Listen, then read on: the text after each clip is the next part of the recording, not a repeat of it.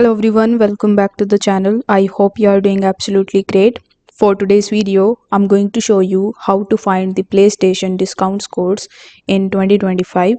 So in order to get that, you will have to come to this website that is named as couponfollow.com, and over here you need to use the search bar in the top right hand corner of the screen and search for PlayStation coupon codes. Now over here, as of January 6th 2025, at the time of recording this video, you will see a bunch of different promo codes that you can actually use. Here you will see 25% off, 20% off, 10% off, 30% off. So you just have to simply select that particular coupon code in which you are interested.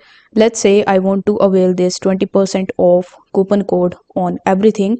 So you need to click on show coupon code right next to it, and this is the coupon code that you are going to use. So you need to copy by tapping on the copy button over here, and then go to playstation.com by clicking on this link. Over here you will have to simply create your account and select the product that you want to purchase from here. At the time of checkout, you just have to simply use the code that you have just copied from this place, and this way you will be able to get the PlayStation discount code, and these are latest codes for 2025. If this video helped you out, don't forget to like the video and subscribe to the channel. Thank you so much for watching.